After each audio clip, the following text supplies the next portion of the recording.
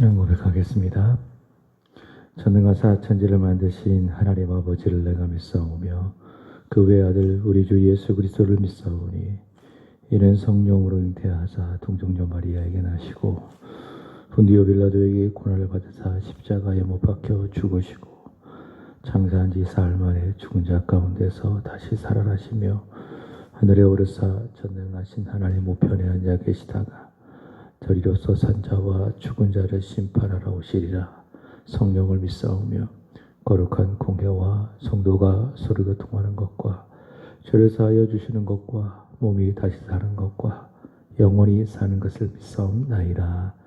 아멘. 찬송가 150장입니다.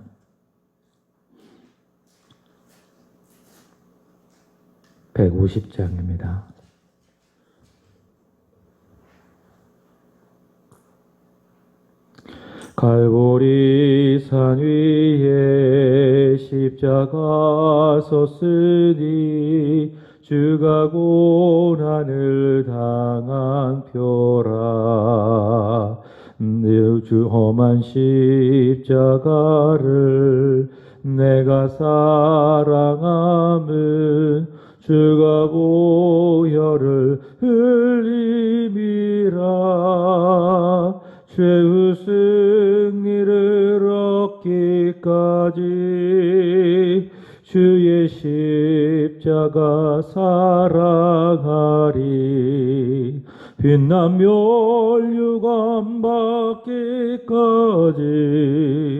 험한 십자가 붙들겠네. 멸시천대 받은 주의 십자가에 나의 마음이 끌리도다.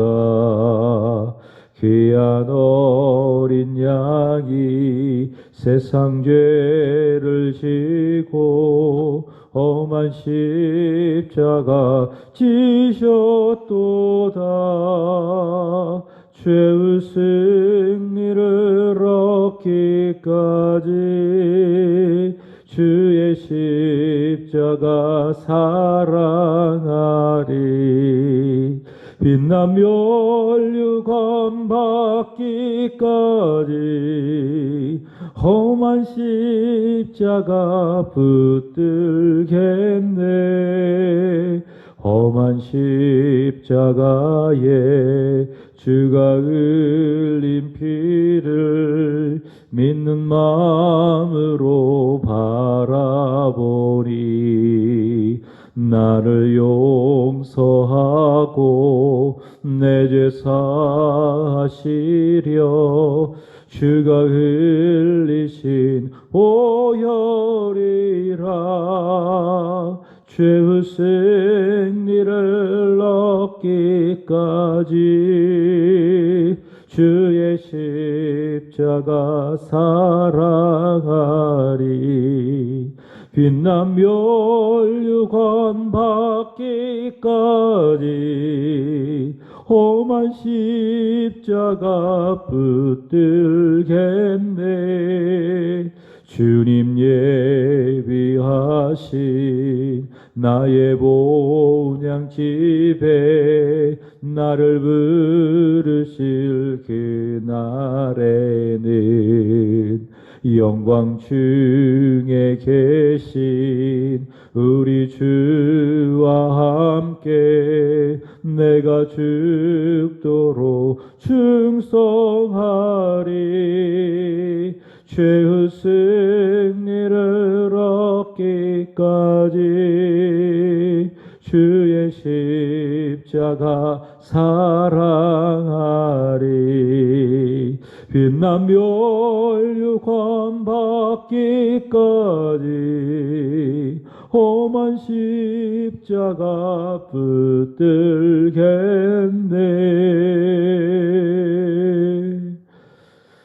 마태복음 26장입니다. 31절부터 46절까지 마태복음 26장 31절부터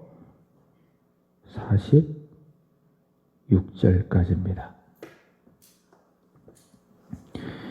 그때에 예수께서 제자들에게 이르시되 오늘 밤 너희가 다 나를 버리리라.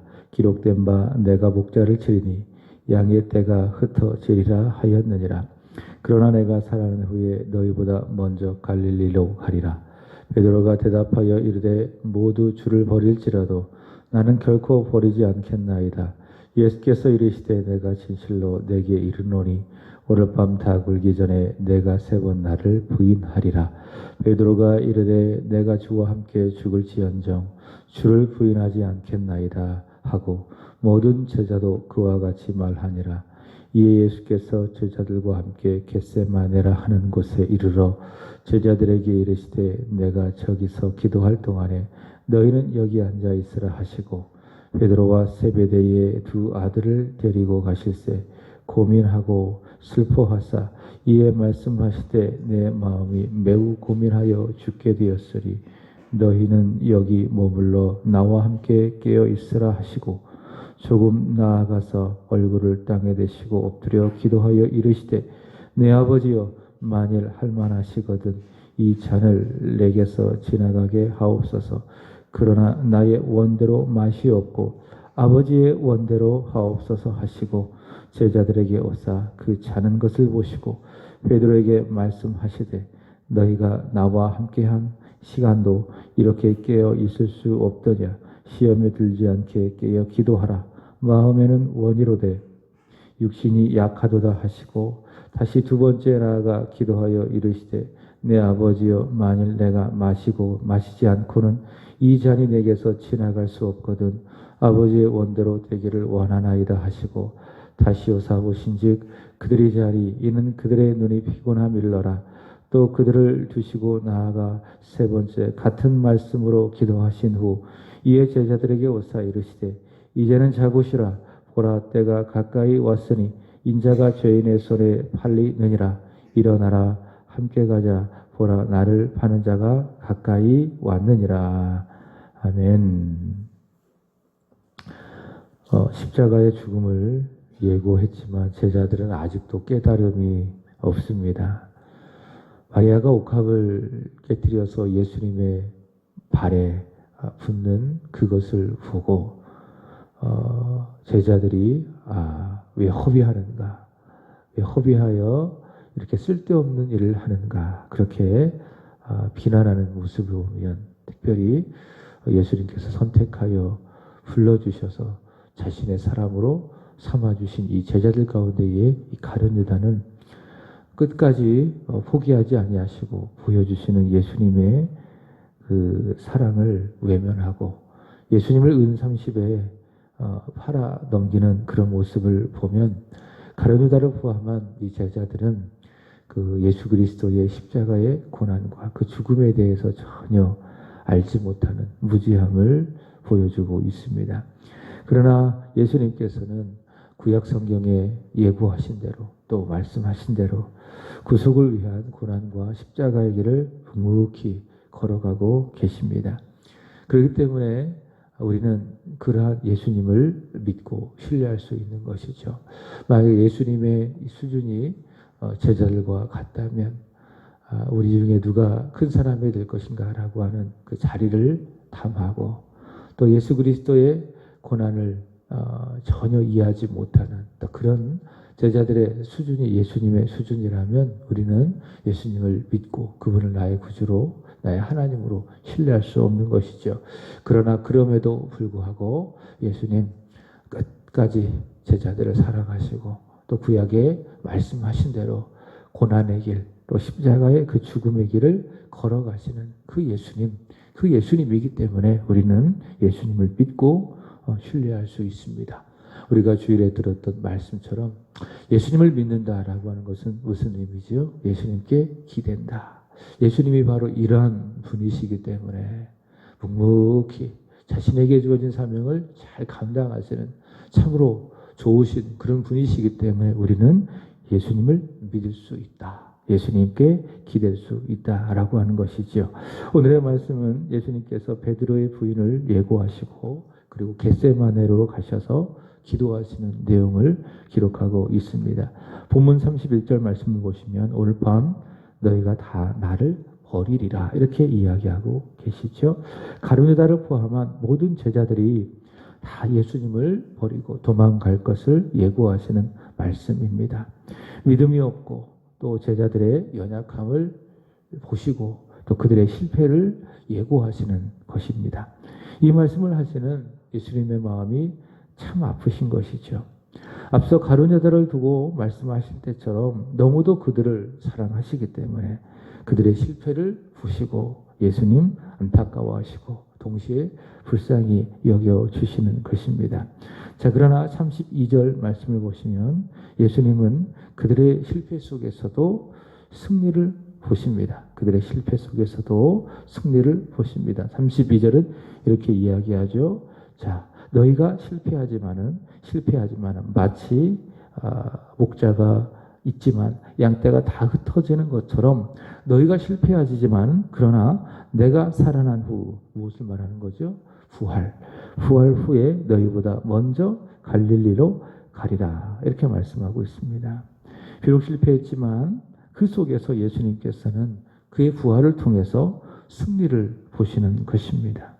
믿는 자와 교회는요 어떤 사람인가? 오늘 내가 실패한다 할지라도 그것이 끝이 아니다. 그 실패 속에서 승리를 보는 사람이 믿음의 사람이라고 또 교회라고 할 수가 있습니다. 왜냐하면 우리를 붙드는 그 예수님 또 교회 가운데 계시고 교회의 주인 되신 예수님께서 십자가에서 죽으셨지만 다시 살아나셨기 때문에 다시 부활하셨기 때문에 만약 예수님께서 그 십자가에서 그 죽으시고 또 그걸로 끝이 났더라면 그러니까 예수님의 모든 구속의 사역은 실패로 돌아가는 겁니다. 또 교회도 의미가 없는 겁니다. 이 땅에 세워질. 그래서 사도 바울은요 고린도전서에서 예수님의 부활을 말하면서 만약 우리에게 부활이 없다면 우리의 믿음도 헛것이고 우리는 이 세상에서 가장 불쌍한 사람, 불행한 사람이라고 그렇게 이야기하고 있습니다. 정말 그렇습니다.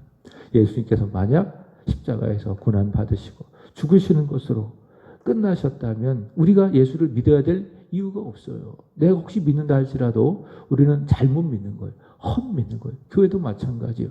있어도 아무 의미 없습니다.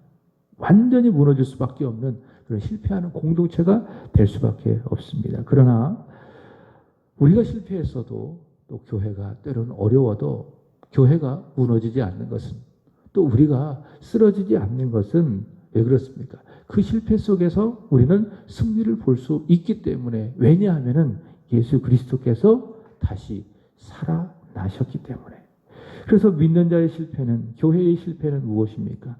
승리를 위한 과정이다. 저는 늘 이 말씀이 좋아요. 로마서 8장 28절 하나님을 사랑하는 자 곧 그의 뜻대로 부르심을 입은 자들에게는 모든 것이 합력하여 선을 이루리라. 우리 세안교회가 여기 오기까지 결코 이 평탄한 과정은 없었어요. 또 막 교회가 정말 어려움 없이 잘 왔다 이렇게 말하기는 사실 어려워요. 그죠? 그럼에도 불구하고 오늘 우리 교회에 이런 모습이 있는 것이고 한 분 한 분 참으로 믿음을 갖고 신앙생활을 잘하고 계시고 더 나아가 우리 교회가 소망이 있다. 우리 교회가 잘 될 것이다. 부흥할 것이다. 라고 하는 그 소망을 가질 수 있는 것은 누구 때문에 그렇습니까? 우리 교회를 붙드시는 우리 교회의 주인 되시는 예수님이 계시고 또 그 예수님이 죽은 자 가운데서 다시 살아나셨기 때문에 사도 바울이 로마서 8장 28절에서 말하는 것처럼 하나님을 사랑하는 우리 교회 그리고 한 분 한 분 그의 뜻대로 부르심을 받았기 때문에 하나님께서는 모든 것을 합력하여 선을 이루신다라는 것을 우리가 믿고 있기 때문에 예수님의 부활은 바로 그런 능력이 있는 겁니다. 예수님의 부활은 바로 그런 힘이 있는 것입니다. 예수 그리스도의 부활은요. 오늘 실패했지만 오늘 넘어지지만은 그 속에서 승리를 보게 하는 것이죠. 31절이 바로 그런 말씀을 우리에게 보여주고 있습니다. 너희가 다 나를 버리고 마치 목자가 칠 때에 그 양떼가 다 흩어지는 것처럼 너희가 실패하지만 그러나 내가 살아난 후에 너희보다 먼저 갈릴리로 가리라. 부활 후에 나는 너희를 다시 보게 될 것이다. 예수님 부활을 통해서 실패 속에서 승리를 보고 계시는 것입니다. 이제 예수님께서는 구체적으로 제자들의 실패를 말씀하고 있는데, 특별히 제자들의 대표라고 하는 베드로, 이 베드로의 부인을 예고하고 계십니다. 예수님께서는 다 주님을 버린다고 말씀을 하셨죠. 너희 중에 다 나를 버리게 될 것이다. 31절에 말씀하셨음에도 불구하고 베드로는 뭐라고 이야기합니까? 33절 보시면 그런 자신 있게 이야기합니다. 33절, 베드로가 대답하여 이르되 모두 다 주를 버린다 할지라도 나는 결코 주를 버리지 않겠나이다. 나는 결코 주를 버리지 않겠나이다. 이게 무엇인가 하면 자신감이라고 생각하세요? 다 주를 버려도 나는 절대로 주님을 버리지 않습니다. 베드로가 가지고 있는 자신감 그렇지 않습니다. 반대입니다. 자신감과 교만을 잘 구분하셔야 되는 거예요. 자신감은 내가 예수를 믿는 믿음이 있기 때문에 나는 할 수 있습니다 라고 하는 그 믿음의 또 다른 측면이 자신감이에요. 그러나 교만은 그렇지 않아요. 믿음 없는, 하나님 없는 자신감, 그게 뭐예요? 그게 교만이라는 거죠. 지금 베드로는요 교만한 거예요. 자신감이 아니에요. 베드로는 교만합니다. 왜냐하면은 예수님께서 말씀하셨잖아요. 너희는 다 나를 버릴 거야. 그 속에 누가 포함되어 있습니까? 베드로가 포함되어 있습니다. 그게 예수님의 말씀입니다. 예수님께서 말씀하시면 조건이 없어요. 무조건 그대로 되는 거예요. 창세기 1장 말씀하시니 그대로 되니라. 누구의 말씀이에요? 예수님의 말씀이에요. 예수님께서 말씀하시면 무조건 그대로 되는 겁니다. 예수님께서 뭐라고 말씀하셨습니까? 오늘 밤에 다 너희가 나를 버릴 거야. 그렇게 말씀하셨다면 어떻게 돼요? 그대로 되는 거예요. 왜? 그게 하나님 말씀, 예수님의 말씀이기 때문에. 그러나 베드로는 교만한 겁니다. 왜요? 주님이 말씀하시면 그대로 되는데 베드로가 어떻게 하고 있어요? 주님의 말씀을 정면으로 부정하잖아요. 다른 사람들은 다 버려도, 다른 사람들은 다 버린다 할지라도 나는 절대로 주님을 버리지 않겠습니다. 이게 뭐예요? 예수님의 말씀을 부정하는 교만함이죠. 34절 말씀을 보시면 예수님께서 뭐라고 말씀하셨습니까? 네가 닭 울기 전에, 예수님 다시 말씀하시잖아요. 내가 진실로, 정말이야, 진실로 너희에게 이르노니 오늘 밤 닭 울기 전에 너는 나를 몇 번? 3번이나 부인할 거야. 예수님이 거짓말하고 있습니까? 예수님께서 되지도 않을 일을 말하고 있습니까? 그죠? 아니잖아요. 그대로 될 것입니다. 아주 구체적으로 예수님께서는 베드로의 부인을 예고하고 있지만, 그러나 그는 어떻게 합니까? 끝까지 예수님의 말씀에 후정하고 있어요. 35절 베드로가 이르되 내가 주와 함께 죽을지언정 주를 부인하지 않겠나이다 하고 모든 제자도 그와 같이 말하니라. 그죠? 이게 뭐예요? 베드로의 교만이에요. 주님 말씀하시면 그렇습니다. 예수님은 하나님이시고 또 예수님은 말씀대로 이루어 가시는 그런 분이시기 때문에 예수님께서 그렇게 말씀하신다면 과연 그렇군요. 마음은 좀 섭섭해도, 마음은 좀 아니어도 그렇게 믿습니다라고 뭐 해야 돼요? 인정해야 되는 거예요. 그게 뭐예요? 그게 겸손이에요. 근데 베드로는 그렇게 하지 않는 것이죠. 베드로는 수용할 수 없습니다. 받아들일 수 없습니다. 이게 베드로의 입장이에요. 그러나 그렇습니다. 저는 연약한 인간입니다. 주님께서 그렇게 말씀하시니 우리는 설령 우리의 마음이 아니라 할지라도 주님이 그렇게 말씀하시니 그대로 될 수밖에 없습니다. 받아들이고 수용하는 겁니다. 이것이 무엇이죠? 이것이 바로 겸손이다라고 하는 것입니다. 그래서 베드로는요, 이 겸손하지 않기 때문에 주님의 말씀을 정면으로 부정하고 있기 때문에 그는 교만한 사람입니다. 그래서 적어도 33절과 35절 이 말씀 속에서 보여지는 베드로를 보면 그는요, 주님 말씀을 믿는 사람이 아니라는 거예요. 누구를 믿는 사람입니까? 나를 믿고 나를 믿는 사람이라는 거예요. 주님이 없는 그 교만함에 사로잡혀 있는 사람, 주님을 믿지 않고 자신을 믿는 사람이다라고 하는 겁니다. 여러분, 우리는 누구죠? 예수를 믿는 사람이에요. 예수를 믿는다라고 하는 건요, 내가 한 교회에 속해 있고 또 예배드리러 나오고 교회를 섬기고 그것만을 의미하지 않는 거예요. 예수를 믿는다는 것은 문자 그대로 나를 믿는 사람이 아니라 누구를 믿는 겁니까? 예수를 믿고 예수께 기대어 살아가는 사람을 예수 믿는 사람이라고 이야기하는 거예요. 예수를 철저하게 믿고 그분을 신뢰하며 살아가는 사람, 그 사람이 누구다? 예수를 믿는 사람. 그렇기 때문에 예수께서 우리에게 주신 교회를 섬기는 거예요. 내가 예수를 믿고 예수를 기대어 살고 있기 때문에 예수님의 뜻대로 우리에게 기업과 비전으로 허락해 주신 교회를 섬기게 되어지고 새벽을 깨워 주님 앞에 나오고 마음 드리고 물질 드리고, 그죠? 내가 예수 믿는다라고 하는 증거예요. 그렇게 우리가 예수를 잘 믿으면 인생에 성공하게 되는 거예요. 그러나 예수를 믿지 않고 예수를 믿는다고 하면서도 나를 믿고 내 계획을 믿고 내 생각을 믿으면 어떻게 되죠? 베드로처럼 교만한 거예요. 그리고 이후에 반드시 넘어질 수밖에 없다. 실패할 수밖에 없다라고 하는 겁니다. 예수님을 믿고 예수님을 진정으로 믿고 그에게 기댈 때에 가장 안전한 것입니다. 그러나 예수님이 아니라 나를 믿으면 실제로 나를 믿고 또 내가 가진 소유를 믿고 내가 이 사회 속에서 있는 나의 사회적인 위치를 내가 믿으면 언제든지 나는 실패할 수 있다. 그게 가능성이 아주 높다라고 하는 것입니다. 36절과 그리고 46절까지 말씀을 보시면 읽으셨죠? 십자가 앞에서 예수님께서 드리신 그 유명한 겟세마네의 기도를 기록을 하고 있습니다. 베드로와 달리 예수님은 하나님 앞에서 정말 겸손하신 분이십니다. 베드로는 정말 교만하잖아요. 예수님의 말씀을 정면으로 부인하고 예수님을 믿지 않고 자신을 믿음으로 말미암아 아주 교만한 사람.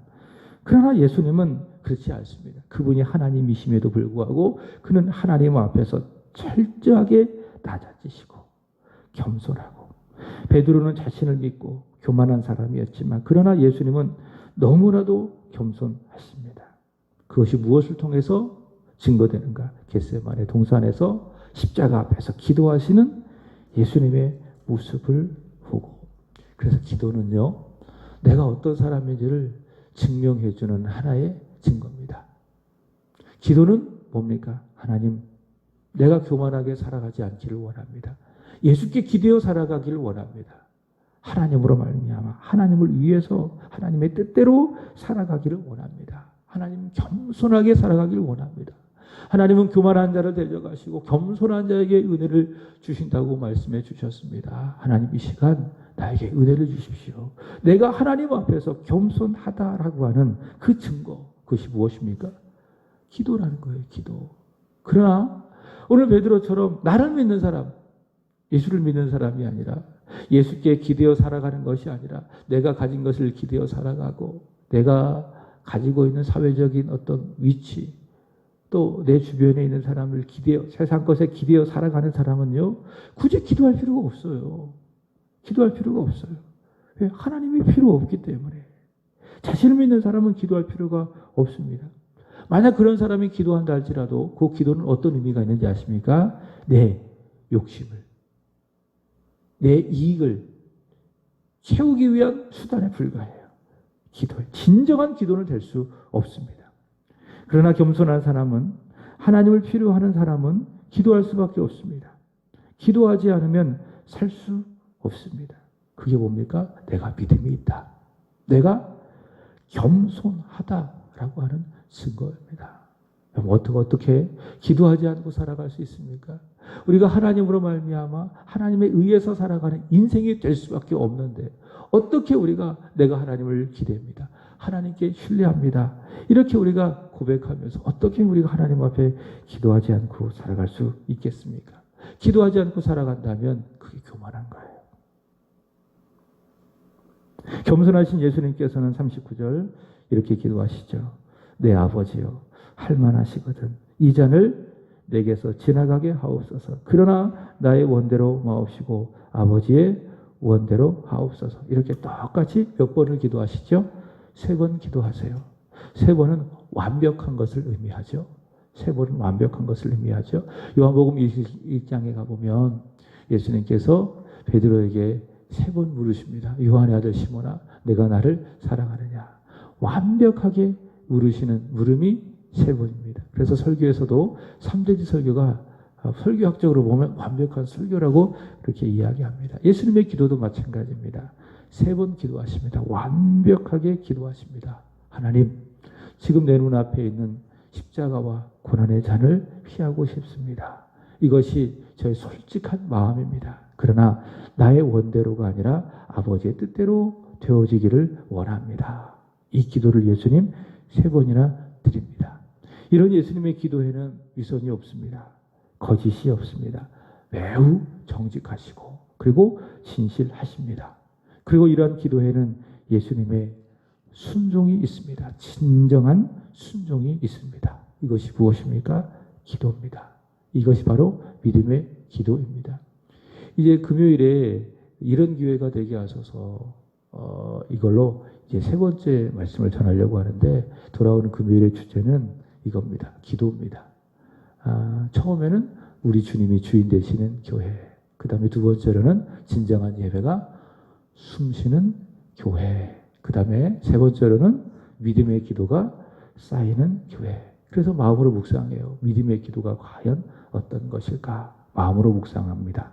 오늘 예수님께서 보여주시는 기도가 바로 이런 기도라고 믿어요. 위선이 없고 거짓이 없고 하나님의 임재 앞에, 하나님의 존전 앞에 매우 정직하고 진실하시고, 무엇보다도 나의 뜻이 아니라 아버지의 뜻이 이루기를 원합니다. 아버지의 뜻에 순종하기를 원합니다. 라고 아버지께 구하는 것, 이것이 바로 기도, 믿음의 기도. 그리고 중요한 거는요, 믿음의 기도에는 반드시 응답이 있더라 라고 하는 겁니다. 우리가 기도에 왜 응답 못 받아요? 야고보는 말하기를 우리가 얻지 못하면 구하지 않기 때문이고, 그리고 구하여도 얻지 못하면 정력으로 쓰려고 잘못 구함이라, 그렇게 이야기했습니다. 왜 못 받는다고요? 왜 응답이 없다고요? 잘못 구하기 때문에, 정력으로 쓰려고, 하나님과 말씀과 상관없이 내 욕심대로 구하기 때문에 그 기도에 응답이 없는 거예요.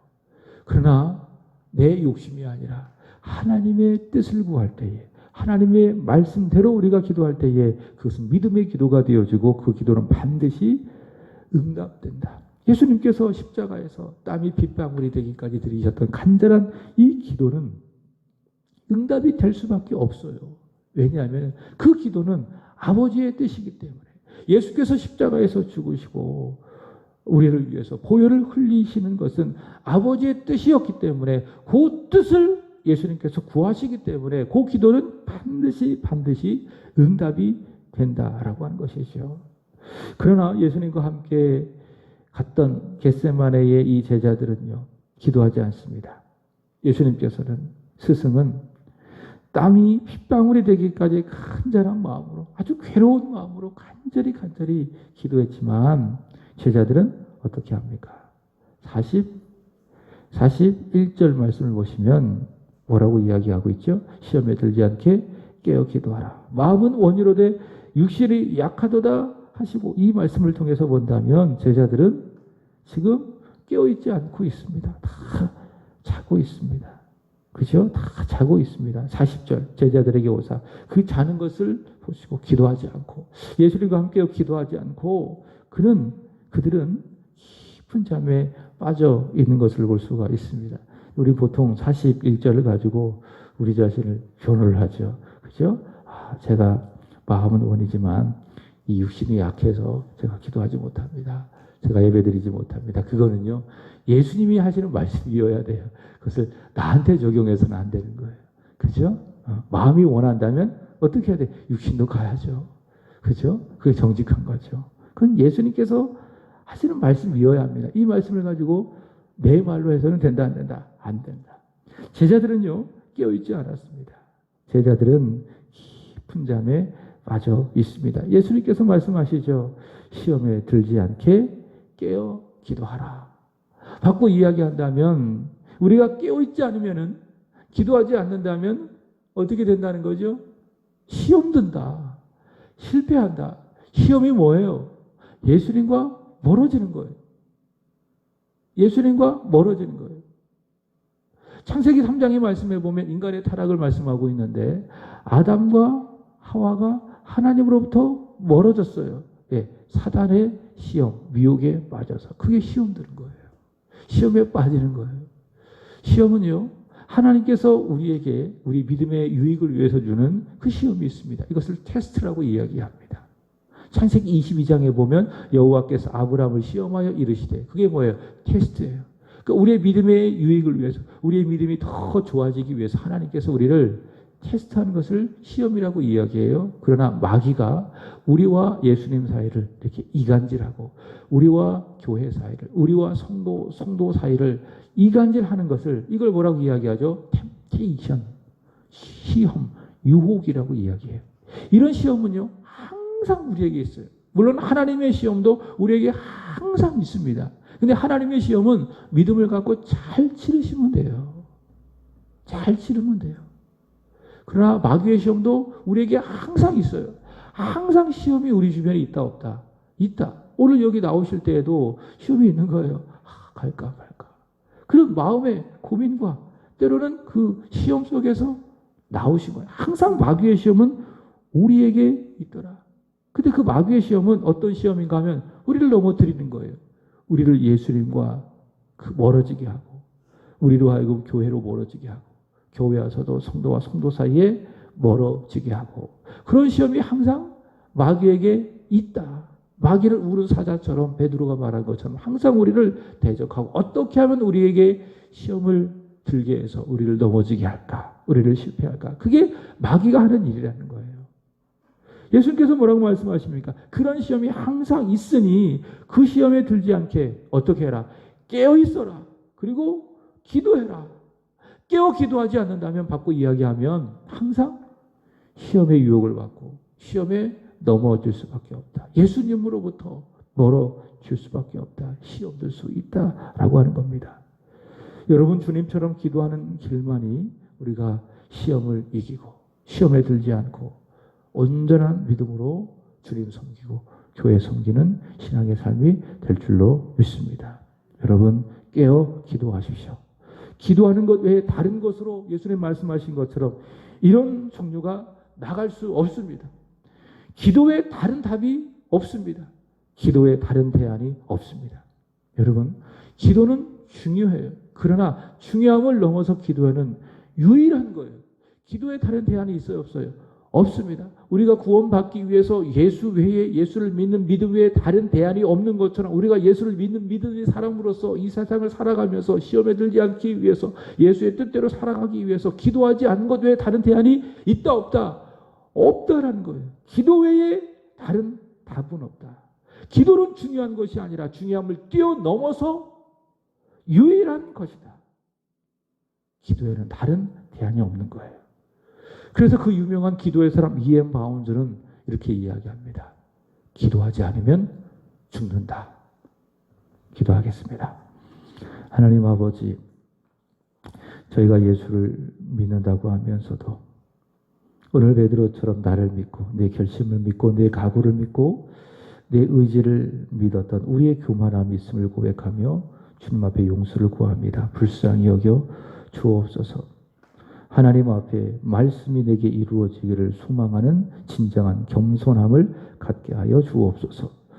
고난과 십자가를 앞두시고 겸손히 그리고 진실하게 정직하게 하나님의 뜻이 이루어지기를 간절히 기도하셨던, 땀이 핏방울이 되기까지 간절히 온몸으로 기도하셨던 우리 예수님을 이 시간 기억합니다. 그렇게 주님이 기도하셨다면 우리 또한 역시 기도하는 것이 당연함을 우리는 믿습니다. 기도하지 않는 우리 안의 게으름을 주여 용서하여 주시옵소서. 오늘 주님께서 우리에게 말씀하신 것처럼 시험에 들지 않게 하기 위하여 저희를 깨어 기도하게 하여 주시옵소서. 기도하지 않으면 우리에게 죽음뿐이다라는 것을 믿고, 기도는 중요함을 넘어 유일한 것임을 믿고 저희들 생명 걸고 목숨 걸고 하나님 앞에 기도하는 진정한 기도의 사람이 되게 하여 주옵소서. 그래서 주님 우리에게 맡겨주신 십자가, 우리에게 기업으로 허락하신 교회 잘 섬기고 십자가 잘 지고 주님을 따라가는 진정한 믿음의 사람이 되게 해 주시옵소서. 하나님, 오늘은 이 구역을 위하여 기도드리는 날입니다. 우리 박종수, 강미선 집사님, 박예성, 박예찬, 우시숙 집사님, 전지수, 최석진, 정순영 성도님, 최효진, 최병우, 그리고 윤관준 성도님, 하나님 이들을 기억해 주시기를 원합니다. 은혜 주셔서 예수님을 잘 믿게 하여 주시고 예배에 성공하게 하여 주시고 항상 깨어 기도하게 하여 주시고 주님의 교회에 잘 섬겨 믿음의 영웅되게 하여 주시고 우리 주님 앞에 섰을 때에 교회를 섬기고 구역을 잘 섬겨감이 주님 앞에 받는 칭찬과 면류관과 상급이 되게 하여 주옵소서. 구역을 통하여 부어주는 하나님의 은혜를 넉넉히 받게 하여 주옵소서. 매주마다 모여 함께 예배하고 함께 은혜를 나눌 때에 구역 천국, 심령 천국을 마음껏 누리는 축복의 사람이 되게 하여 주옵소서. 이 구역의 부흥이 하나님 나라의 부흥되게 하여 주시고 세한교회의 부흥이 되게 하여 주시옵소서. 섬기시는 구역장님, 인도자님 마음뜻 생각을 온전히 하나로 묶어주시고 구역을 잘 섬겨가는 충성되고 착한 믿음의 종들이 되게 하여 주시옵소서. 오늘도 주님 앞에 드려지는 일천번제, 특별히 사랑하는 아들 시험이 얼마 남지 않았는데 잘 감당하게 하여 주시고 잘 준비하여서 하나님의 뜻 가운데에 잘되고 형통케 되어주는 축복이 있게 하여 주시옵소서.